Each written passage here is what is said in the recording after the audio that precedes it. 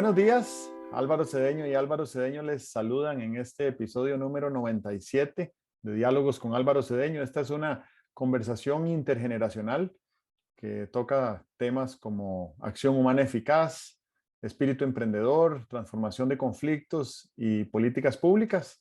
Hoy para conversar sobre el artículo llamado Autoeficacia, publicado en la página web alvarocedeno.com esta semana. Papá, ¿cómo estás? Muy bien, muy bien. Aquí muy dispuesto a conversar contigo.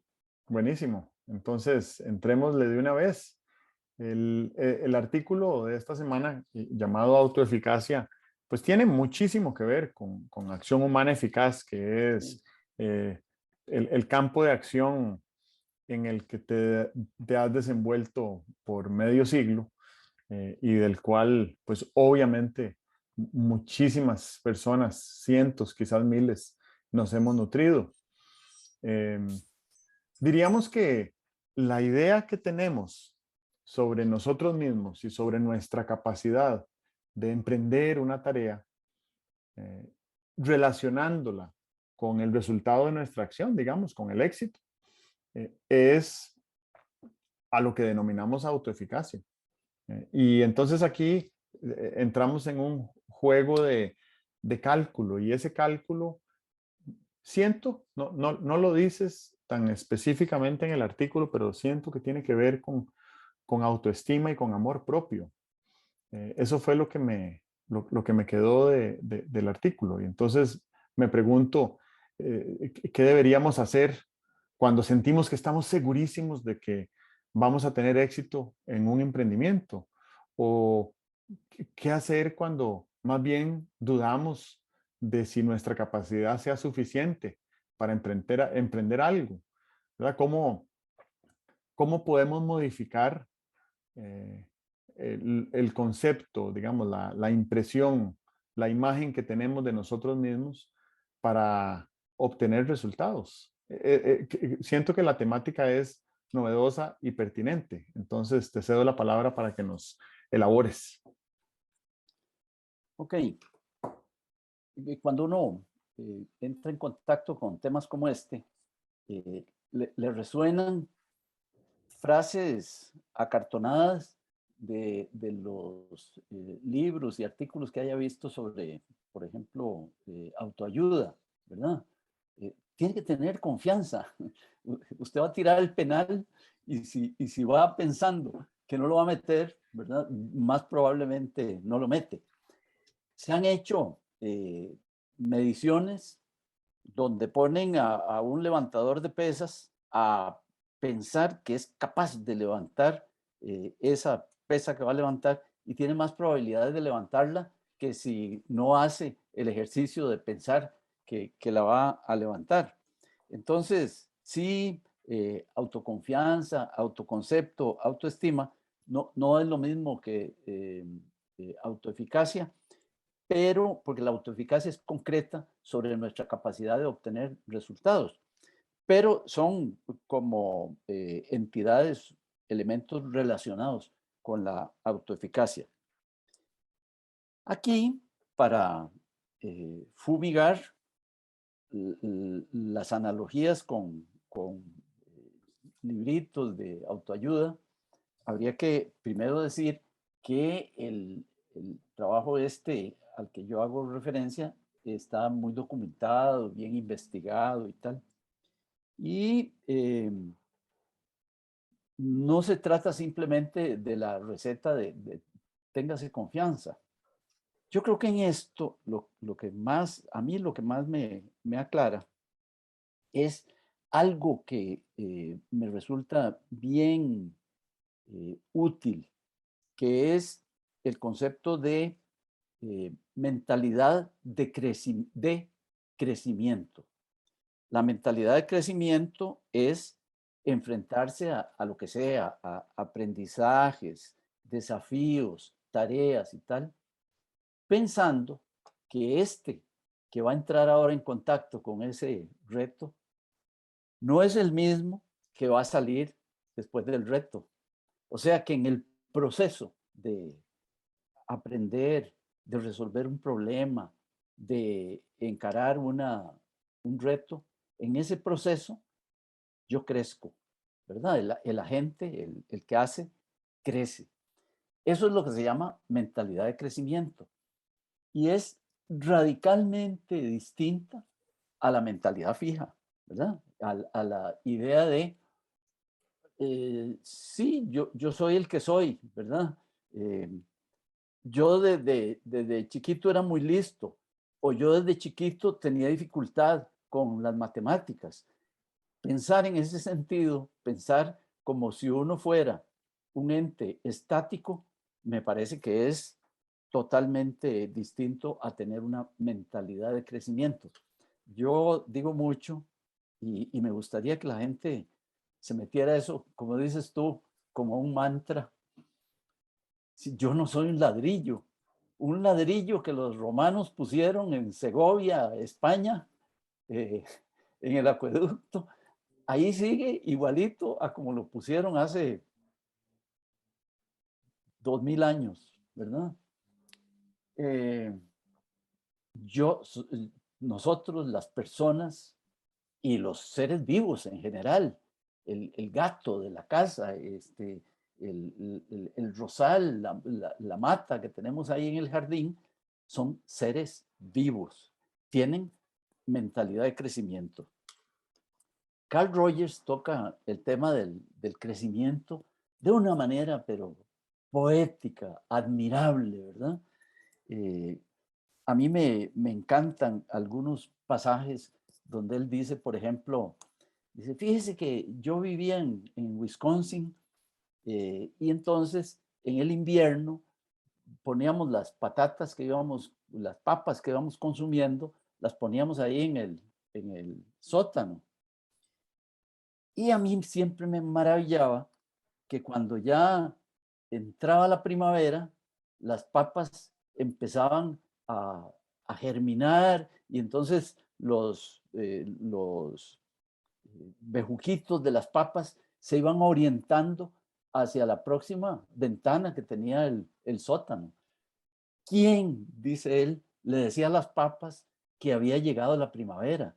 Hay un impulso de crecimiento en las papas y en los seres humanos, ¿verdad? Al que nosotros apostamos muy poco, porque nos vemos como si fuéramos ladrillos. Entonces, la mentalidad de crecimiento aplicada a la autoeficacia consiste en decir, eh, esto lo voy a hacer, va a salir de una determinada manera, pero yo sé que por hacerlo yo voy a cambiar, voy a mejorar, voy a crecer. Y eso se aplica, ya dijimos, a aprendizajes conceptuales, a aprendizajes corporales. Bueno, acuérdate cuando aprendimos a andar en bicicleta. La primera andada en bicicleta era un designio hacia el suelo, ¿verdad? Y luego nos fuimos cayendo menos hasta que llegamos a ser los magníficos ciclistas que somos hoy en día. Tengo varias anotaciones aquí. La primera es que esta anécdota tal vez algún día te la conté.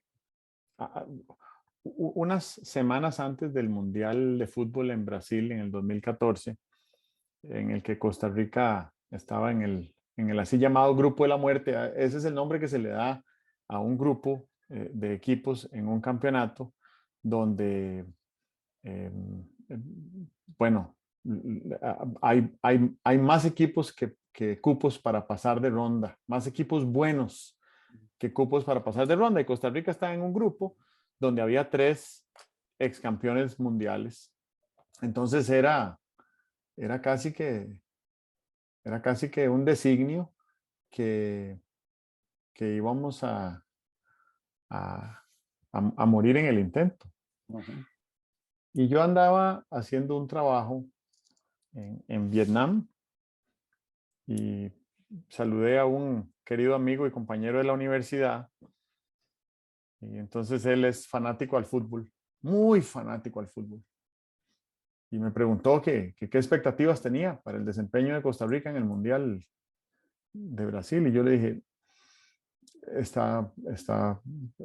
prácticamente imposible que pasemos de ronda, ¿verdad? Entonces me interrumpió él y me dijo, vea, nunca nadie ha ganado nada creyendo que va a perder. Un equipo de fútbol que salta a la cancha creyendo que va a perder es imposible que gane. Entonces, el primer requisito para ganar es creer que es posible. Y, y me dijo además, mi selección nacional nunca va a ir a un mundial, ¿verdad? Y ahí él estaba siendo realista. Vietnam, lo de ellos no es el fútbol, ¿verdad? Y están en una región donde hay muchos equipos muy buenos. Pero que esto lo diga un vietnamita, en cuya historia se han enfrentado militarmente contra los chinos y los franceses y los estadounidenses y nadie ha podido ocupar ese país. Entonces yo dije, bueno, no, sí, vamos a ganar, a ganar, a ganar, a ganar, a ganar. Y bueno, Costa Rica ganó el grupo de la muerte, fue el equipo que hizo más puntos en ese campeonato. Entonces, lo primero es la mentalidad de la posibilidad de ganar, ¿verdad?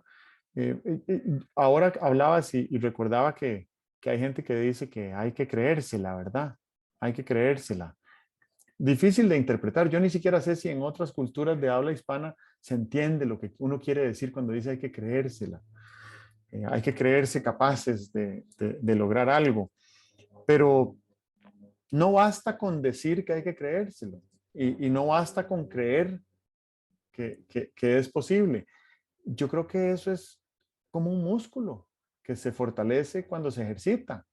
Entonces, creérsela requiere de un proceso formativo para que esa creencia sea una creencia que viva en nuestro cuerpo, en nuestra mente, en nuestras actitudes, en nuestras emociones, en nuestra voluntad de hacer cosas. Y eso creo que tiene que ver con autoeficacia y con esa capacidad que tenemos de obtener resultados. También mientras hablabas pensaba en un libro de reciente lectura que se llama El juego infinito de Simon Sinek. En este libro, él hace una comparación exhaustiva entre empresas de una misma industria, múltiples industrias analizó, que las compara en función de cuáles empresas juegan un juego que imaginan finito, que termina al final del trimestre o al final del año o al final de la campaña de marketing, y cuáles empresas juegan en un juego que no se termina nunca, ¿verdad? Y entonces, pues, él lo que intenta es hacer una demostración de que las empresas que juegan en un juego infinito tienen décadas de ser ganadoras. Y eso no quiere decir que ganan todas las batallas que pelean, no quiere decir que todos sus productos son los más exitosos del mercado. También tienen fracasos, pero están en un juego infinito. Y de ese libro también se deriva un concepto que nunca había visto explicado. En realidad, yo no sé si el autor lo dice abiertamente, pero lo explica, que la ética es un factor productivo. Y la ética, por definición, es una actitud para el juego infinito. Entonces, si estamos con esa actitud del juego infinito desde la ética, pues es altamente probable. Yo diría que casi es causalidad que vamos a desempeñar bien en ese juego infinito, ¿verdad? Y lo último que quiero mencionar es que una vez andaba dando una charla en una universidad en Heredia y era una charla en en un horario de mañana, era un horario escolar, día escolar. Y cuando salí de la universidad, había una casa en cuyo garaje había un niño de edad escolar pateando una bola contra el garaje. Entonces sonaba la bola contra las rejas. Y cuando pasé por ahí, lo vi a él jugando. Y entonces le dije, ¿por qué no estás en la escuela? Y se asomó la mamá y dijo, es que a él le cuesta. Y entonces yo lo que creo es que estudiar cuesta. La mamá estaba en lo correcto. Ujú. Estudiar cuesta. Y no estudiar también cuesta. Yo creo que no estudiar cuesta más. Y entonces creo que cada uno eh, puede escoger el costo, ¿verdad? Yo quiero escoger el costo de no estudiar o quiero escoger el costo de estudiar. Y siento que con esa perspectiva deberíamos de tratar de liderar y de fomentar el crecimiento en otras personas. Entonces creo que aquí ya me estoy saliendo un poco de la autoeficacia y la estoy proyectando un poco hacia los demás, ¿verdad? Bueno, para aquellos a quienes nos interesa el mejoramiento de los demás, la autoeficacia es creer que nuestra gestión es mejorable para que los demás mejoren, ¿verdad? Si uno, imagínate una de las formas más conocidas de mejorar al otro, una de las formas más conocidas de intentar mejorar al otro es la docencia. Si uno cree que como docente es un ladrillo, entonces no explora nuevas técnicas, no explora nuevas formas, no explora nuevos enfoques de la educación, pues la perspectiva de que no se puede mejorar se autocumple, ¿verdad? Entonces, creo que los que esperan mejorar a los otros, los que creen en mejorar a los otros, son los primeros que deberían tener un concepto de autoeficacia alto, ¿verdad?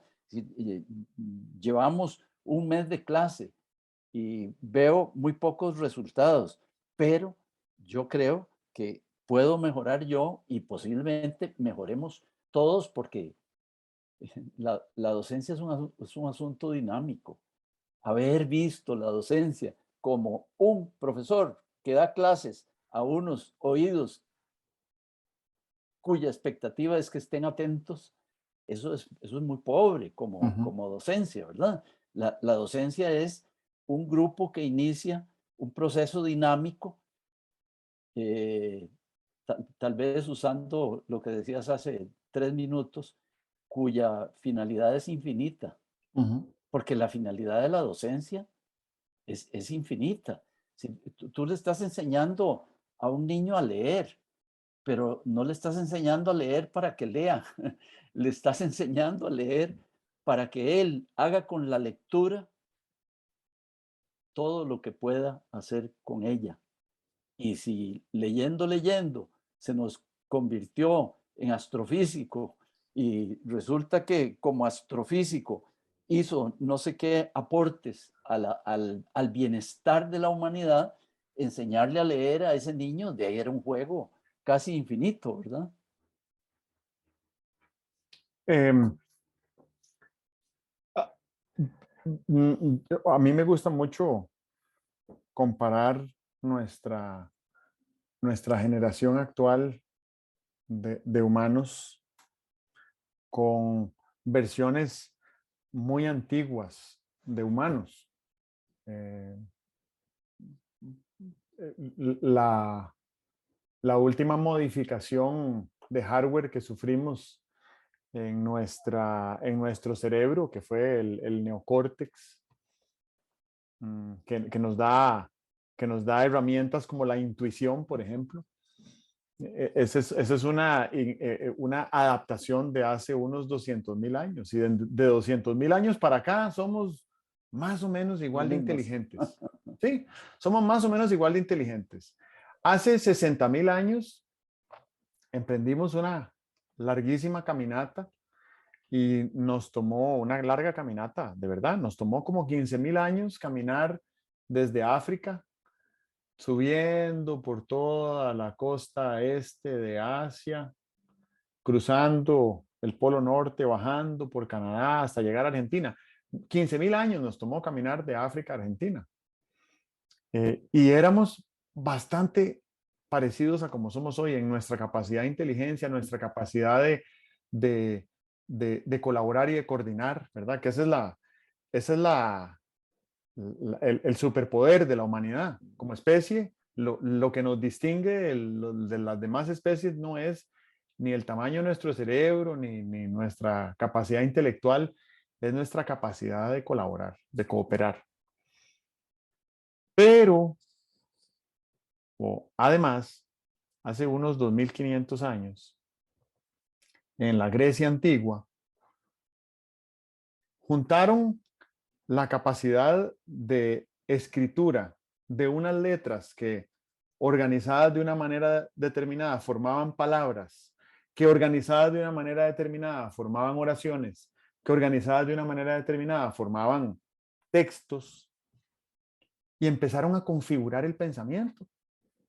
Entonces se les ocurrían cosas como se les ocurrían a los seres humanos hace 15.000 años o quién sabe cuándo, pero los empezaron a configurar en documentos que hoy, 2500 años después, los podemos ir a ver. No todos, lamentablemente, porque muchísimos se perdieron, pero los que quedan, los podemos ir a ver.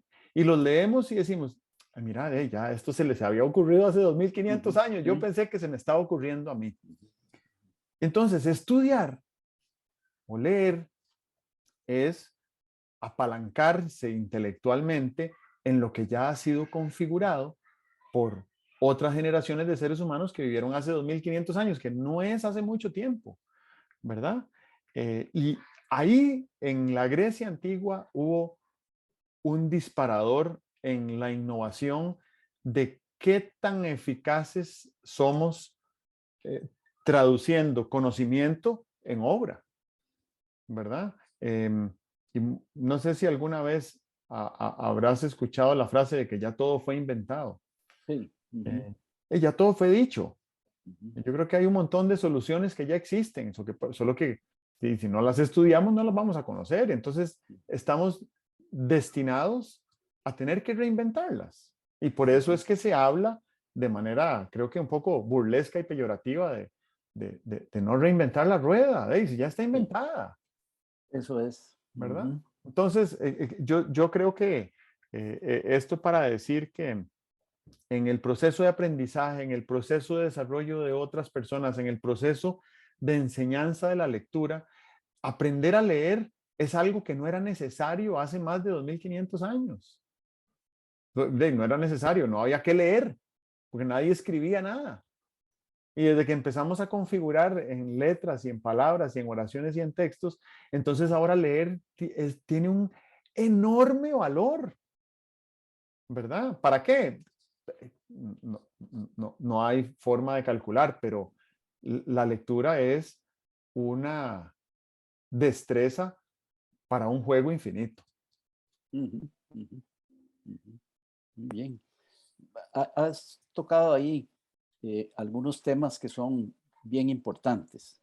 Vamos a ver, la confianza antes de un desafío, ¿verdad? El creérsela eh, es necesaria, pero la confianza puede ser una confianza sin fundamento o una confianza razonable.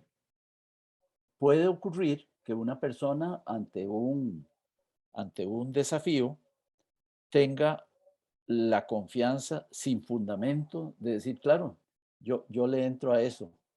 Como decía el chiste aquel, hablando de que la diferencia entre un artesano, un técnico y una persona sin formación es que el de la persona sin formación, cuando va a hacer algo, pues lo que está diciendo realmente es, yo me la juego.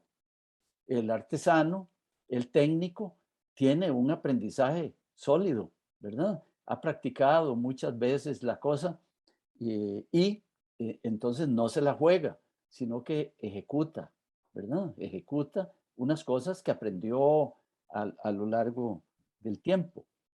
El chiste aquel, hablando de cómo en las empresas muchas veces uno dice, bueno, fulanito, usted puede hacer esto, dice, yo me la juego, ¿verdad? Uno debería decir, no, no, espérese.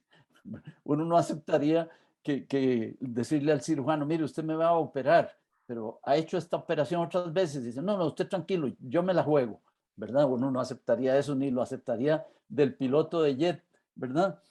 Ok, el me la juego es falta de una destreza sistematizada, y realmente una de las preocupaciones que deberíamos tener es de fundamentar nuestras destrezas, ¿verdad? Ok, porque podemos enfrentarnos a un desafío con el me la juego. Entonces, yo creo que ante todo desafío, uno debería tener una cierta porción de me la juego, que quiere decir, eh, estoy dispuesto a lidiar con lo nuevo, estoy dispuesto a hacer todo el esfuerzo, pero tengo un fundamento, ¿verdad? Hay unas cosas que sé que me van a salir. Entonces, debería tener un cierto porcentaje de, de me la juego y algún gran porcentaje de razonabilidad. Eso es importante porque no nos sentimos 100% seguros ante cualquier desafío. Ante los desafíos rutinarios, sí. Si usted se sabe amarrar los zapatos, sí, claro. Póngame 100 pares de zapatos y los voy a amarrar porque sé amarrar zapatos. Pero cuando estás haciendo un trabajo profesional, muchas veces hay novedades.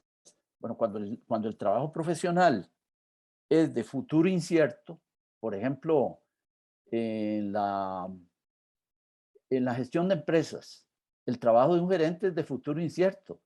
Puede haber hecho muchas veces la misma cosa, pero sabe que las circunstancias cambian y entonces esta decisión que voy a tomar no necesariamente va a salir como las otras, ¿verdad? Me parece que el futuro es incierto en la docencia. Has tenido 1000 estudiantes, pero de pronto te sale o un genio o te sale alguien con una gran dificultad para aprender, ¿verdad? Eh, el futuro es incierto.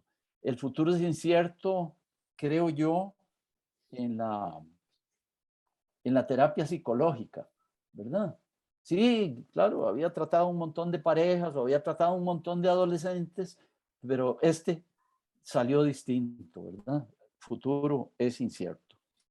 Entonces, creo que uno debería tener primero esa proporción de decir, aquí está mi fundamentación para la acción y aquí está el tanto en el cual el asunto es nuevo y estoy dispuesto a asumir el riesgo, a asumir la aventura. Esto porque es bien importante que para nuestro crecimiento como agentes, ¿verdad? Como personas que hacen, es importante siempre tener retos que estén un poquito más allá de nuestra capacidad reconocida y de la capacidad en la cual tenemos confianza. Si siempre hay que crecemos cuando hacemos cosas que están un poco más allá de las cosas que sabemos que nos van a salir bien con toda certeza. O sea, que hay que estar permanentemente desafiándose, ¿verdad? Ok, porque cuando el desafío está más allá de, de mis posibilidades, muy allá de mis posibilidades, eso me puede frustrar. Lo empiezo y es muy complicado y entonces ya no siento que estoy recibiendo la retroalimentación de estoy teniendo éxito o tengo seguridad de que esto va bien y entonces más bien se genera frustración, abandono y tal. Eso es cuando el desafío va mucho más allá de mis capacidades. Y cuando el desafío va muy acá de mis capacidades, pues realmente no tengo reto, no tengo estímulo, eso lo puedo hacer con la mano izquierda y no necesito ni empeñarme mucho y tal y cual. O sea, que uno siempre debería estar buscando desafíos razonablemente más elevados que mi capacidad. En eso consiste la buena docencia, ¿verdad? La buena docencia no es seguirles repitiendo a los muchachos lo que ya saben, ¿verdad? ¿Te acuerdas de los buenos profesores de matemáticas que de pronto dicen, bueno, ya eso lo dominan, pero ese es el caso sencillo.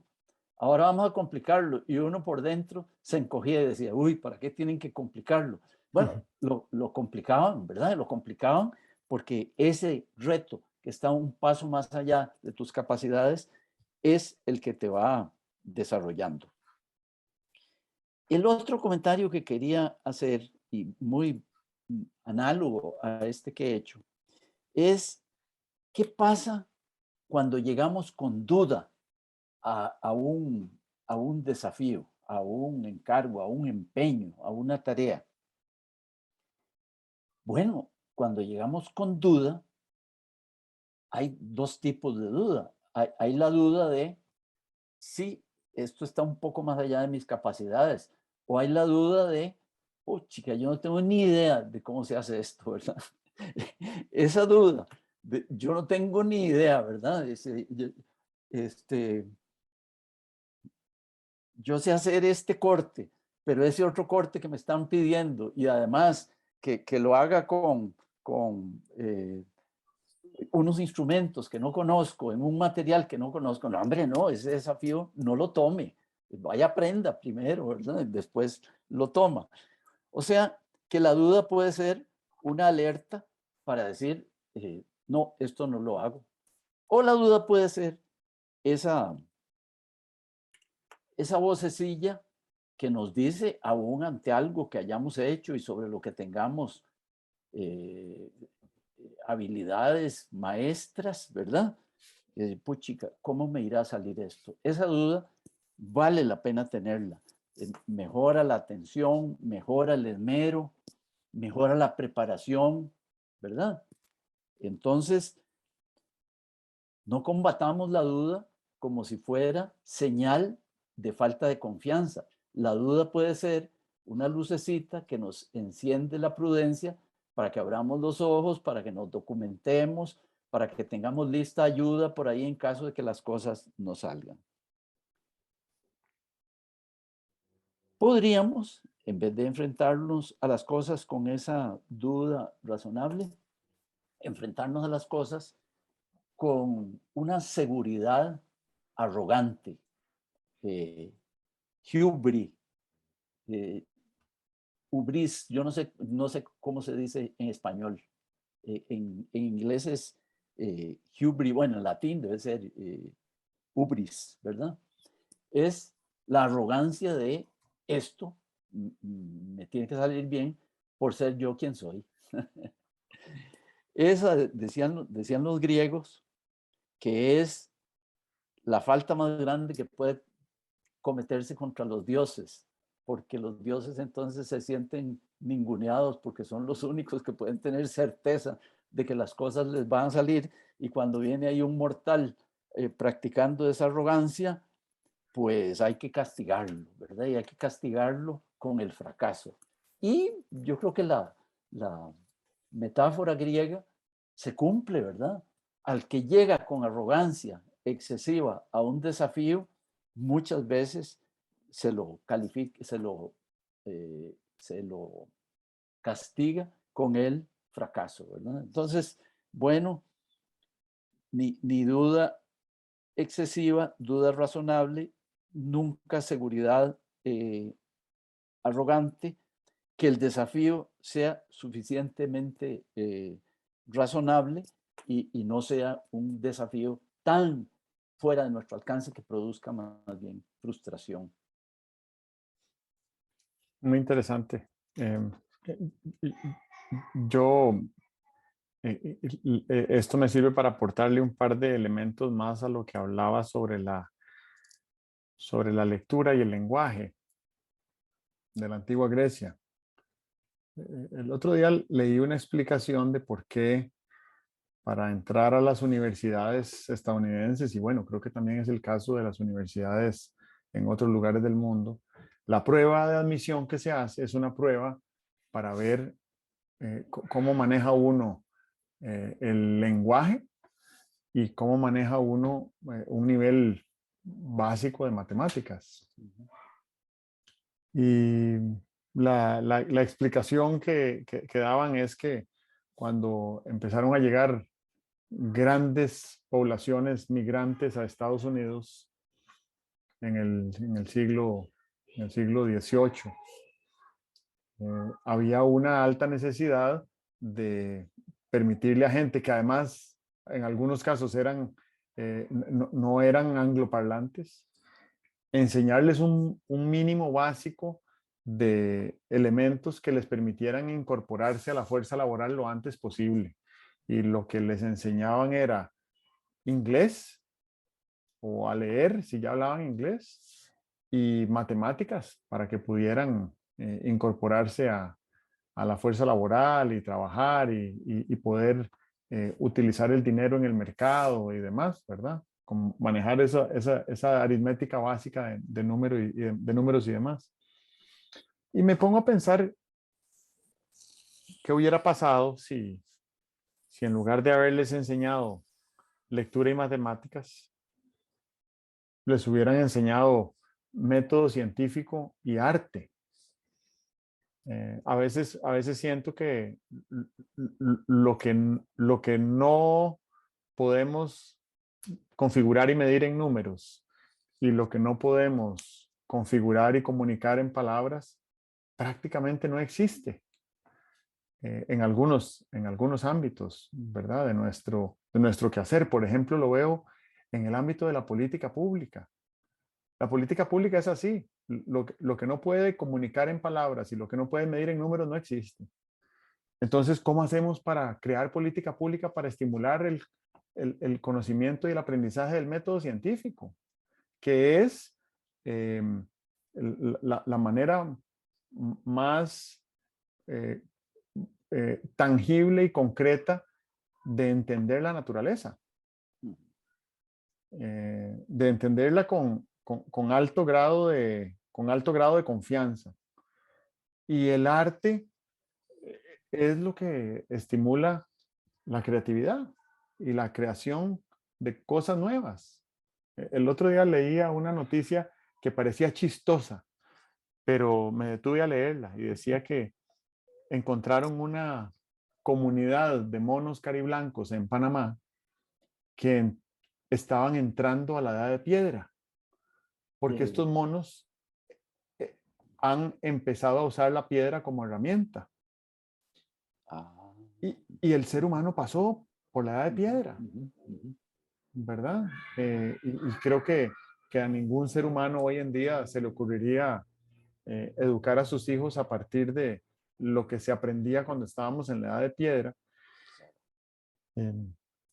Pero sí me parece que deberíamos de buscar la manera de que tuviéramos una mayor afinidad con el método científico. Es preocupante ver personas aspirantes a ocupar la jefatura del Estado en el pleno siglo XXI de un Estado como el costarricense que evidentemente desconocen y además desdeñan la ciencia. Eso es acongojante. Y desde el punto de vista de la creatividad, ¿cómo vamos a atraer personas innovadoras, emprendedoras y creativas al quehacer público si eso no es un valor que que se incentive, que se estimule, ¿verdad? No queremos personas creativas en nuestras instituciones públicas por alguna razón. No sé por qué, yo no veo qué habría de malo en que una burocracia robusta y rigurosa fuera además creativa, ¿verdad? Entonces, pienso que, pues sí, obviamente no tenemos que escoger entre lectura matemática y ciencia y arte, pero sí me parece que eh, podríamos reconsiderar las prioridades en las cuales se enseñan esas cosas, ¿verdad? Si la lectura y la matemática son destrezas para un juego infinito, definitivamente la ciencia y el arte también. No podría, no podría ponerlas en una posición de inferioridad. Sí, ciertamente. Ujú, eso es.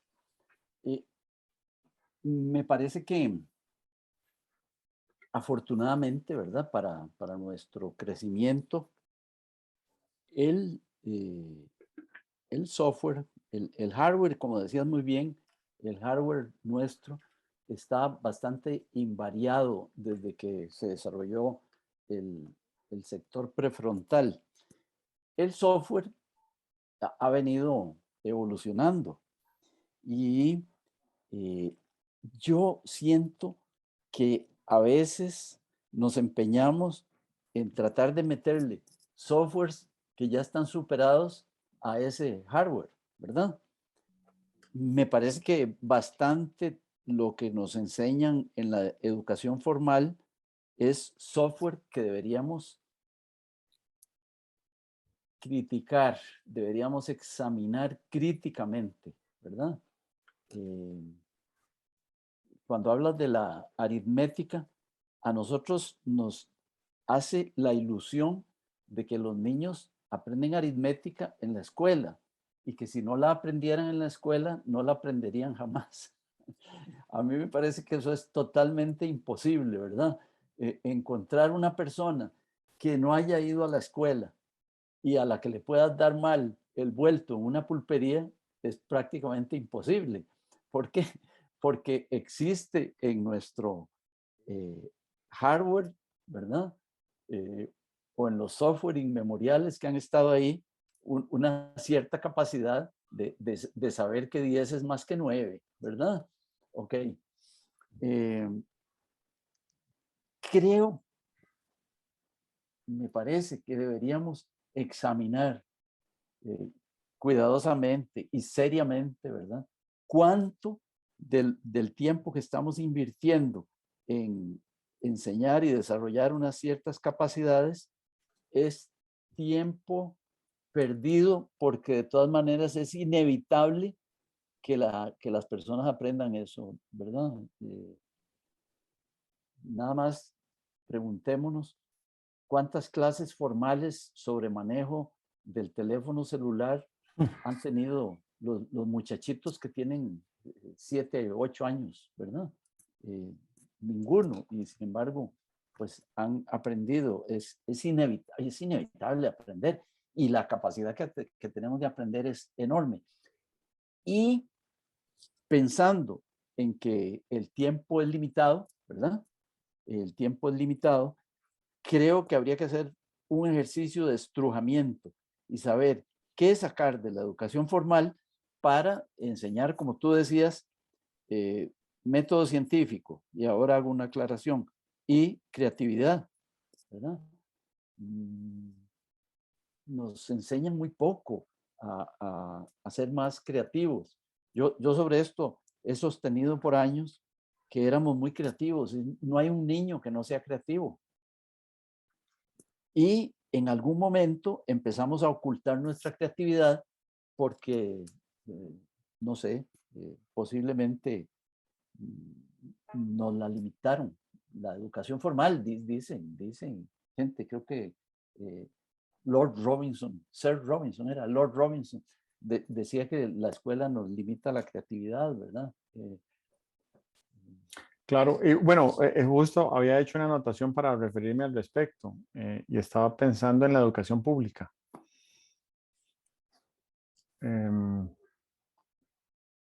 es una educación, eran unos métodos diseñados con eficacia para transformar infantes en adultos funcionales, probablemente para ser adultos funcionales en 1980. Y esos son los mismos esquemas y métodos de educación que siguen existiendo hoy. Entonces, el problema educativo no es solo cuánta gente está yendo, cuánto tiempo están pasando en la escuela, qué están comiendo y, ¿verdad? Es más que todo, cuáles son los estímulos que se les están dando para que con su mentalidad de crecimiento y su capacidad creativa sean adultos funcionales en el año 2035. Y eso, esa crisis, no la resolveremos. Ujú. No quiero ser muy rotundista, pero esa crisis no la resolveremos, en parte porque creo que no la estamos viendo, no la hemos visto. Tenemos décadas de no verla, la crisis. La crisis no es el apagón educativo, No, ¿verdad? no. La crisis es que estamos educando gente para una época que ya no existe y que no volverá. Así es. Siempre educamos hacia el pasado. Lo Sí. que pasa es que ahora, lo que pasa es que ahora el futuro es muy distinto, como decía Mark Twain. Ujú. Y pues, escuchándote hablar también, reitero una, una posibilidad que existe, dada la velocidad exponencial de crecimiento de algunas tecnologías digitales en lo que llamamos la transformación digital, de que dentro de 10 años eh, probablemente haya poquísima necesidad de programadores de algunos software, Ujú. porque esos software se programarán a sí mismos. O habrá unos programas de inteligencia artificial que Claro, diseñen software claro. sin el error humano, ¿verdad? Sin el Así sesgo es. humano, Ujú. sin la discriminación humana. Sí. Y entonces, a mí me gusta contar esta historia. Una vez a mi hija Aiko, cuando tenía 3 años, estábamos en el carro y me estaba preguntando para qué servían los pedales que estaban en el sitio del conductor. Y yo le explicaba cuál era el freno y cuál era el acelerador y cuál era la diferencia. Y después le dije que ella probablemente nunca iba a manejar un carro, porque cuando ella tuviera la edad de manejo de carro, los carros o se van a manejar de manera autónoma por medio de un software, o va a haber muchísimas opciones de servicios de transporte que hagan innecesario manejar para muchas personas. Y pues la verdad también es que vivimos en unas sociedades que son muy carro dependientes, pero hay otras sociedades donde han estado eliminando espacios de parqueo, vías para carros y han repoblado la ciudad con espacios para seres humanos. Entonces, es más importante en esas comunidades saber caminar o saber andar en bicicleta o saber andar en patines que saber manejar un carro, ¿verdad? Es un lujo excesivo en algunos países. En Japón, tener un carro personal, a pesar de que Japón es el país que ha globalizado el concepto de carro particular, es muy difícil por razón de costo tener un carro propio en Japón. Y solo para explicar cómo funciona, hay un marchamo que es carísimo, que se paga por derecho de circulación y al tercer año el, el marchamo es más caro que el carro. Entonces, pues quien tiene carro a los 3 años, pues procura venderlo y comprarse otro nuevo que tenga un marchamo más barato, pero igual los precios son impagables. Y la verdad es que no es necesario tener carro en Japón. Es un país diseñado, como dice Amartya Sen, es un país donde el transporte público es usado por los ricos.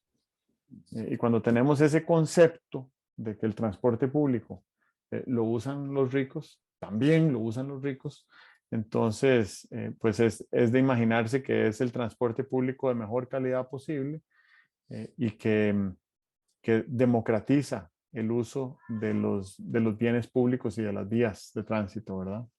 Bueno, creo que con esta idea yo termino. Ok, ¿Tienes algo más yo, ahí en tu... yo, yo termino. eh, planteando la pregunta, ¿qué hacemos para mejorar la autoeficacia? Bueno, lo primero es saber que nuestra autoeficacia es variable, es creciente, es desarrollable. Y segundo, saber que se desarrolla en la práctica, con los retos. Cada vez que rehuimos un reto, estamos rehuyendo. Cada vez que rehuimos un reto, estamos rehuyendo la posibilidad de mejorar nuestra autoeficacia. Así que cuando tengamos retos, no arruguemos la cara. Un reto es una oportunidad de crecimiento, sea un reto intelectual, un reto físico, un reto técnico. Andemos por ahí en busca de retos, ¿verdad? Porque esa es nuestra forma de desarrollarnos. Somos seres con posibilidad de crecimiento.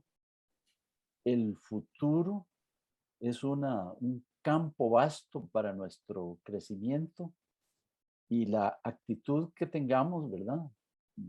No vamos a poder pasar escampando todo el tiempo. Hay que salir al aguacero, hay que mojarse, hay que echarse al agua, hacer cosas e ir aprendiendo de lo que se hace, sin preocuparse mucho de si estoy aprendiendo o no estoy aprendiendo, porque aprenderemos aún sin darnos cuenta. Muy bien. Ok, entonces estamos. Te agradezco Muy mucho bien. por el tiempo. Bueno, Nos nos vemos vemos a la entonces. próxima.